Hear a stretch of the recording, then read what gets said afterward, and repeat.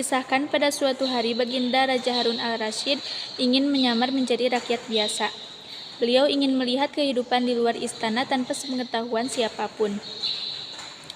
Beliau mulai keluar dari istana dengan pakaian yang amat sederhana, agar tidak terlihat seperti seorang raja oleh rakyatnya. Ketika raja sampai di sebuah perkampungan, beliau melihat beberapa orang berkumpul. Setelah Baginda mendekat, ternyata seorang ulama yang sedang menyampaikan kuliah tentang alam barzah. Kemudian ada yang datang dari seorang yang gabung di tempat itu. Ia bertanya kepada ulama tersebut, "Kami menyaksikan orang kafir suatu waktu dan mengintip kuburannya, tetapi kami tiada mendengar mereka berteriak dan tidak pula melihat penyiksaan-penyiksaan yang katanya sedang dialaminya. Maka bagaimana cara membenarkan sesuatu yang tidak sesuai dengan yang dilihat mata?" Ulama itu berpikir sejenak, kemudian ia berkata, "Untuk mengetahui yang demikian itu harus dengan panca indera yang lain. Ingatkah kamu dengan orang yang sedang tidur? Dia kadangkala bermimpi dalam tidurnya digigit ular, diganggu dan sebagainya. Ia juga merasa sakit dan takut ketika itu, bahkan memekik dan keringat bercucuran pada keningnya.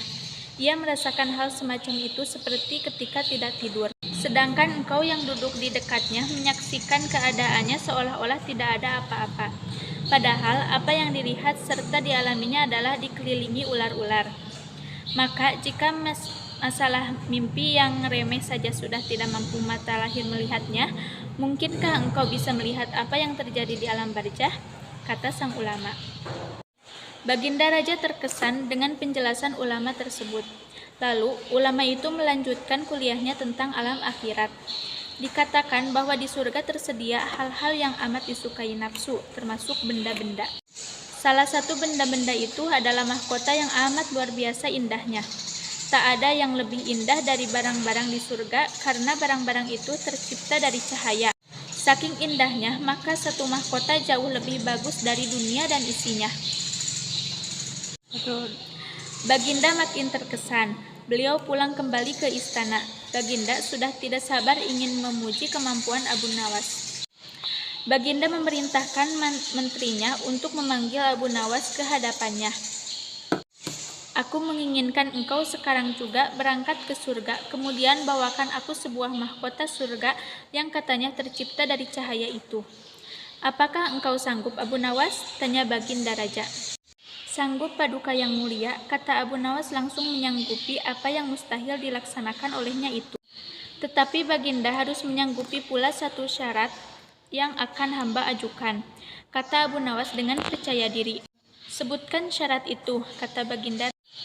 "Hamba mohon Baginda menyediakan pintunya agar hamba bisa memasukinya," kata Abu Nawas. "Pintu apa?" tanya Baginda belum mengerti. "Pintu alam akhirat," jawab Abu Nawas. "Apa itu?"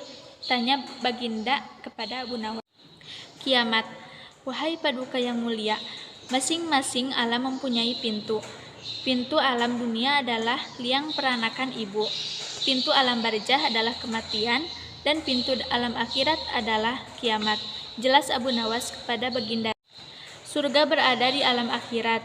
Bila Baginda masih tetap menghendaki hamba mengambilkan sebuah mahkota di surga, maka dunia harus kiamat terlebih dahulu." Mendengar penjelasan Abu Nawas, Baginda Raja terdiam. Di sela-sela kebingungan Baginda Raja Harun al-Rasyid, Abu Nawas bertanya lagi kepada Baginda Raja. "Masihkah Baginda menginginkan mahkota dari surga?" tanya Abu Nawas. Baginda Raja tidak menjawab. Beliau diam 1000 bahasa. Sejenak kemudian Abu Nawas mohon diri karena Abu Nawas sudah tahu jawabannya.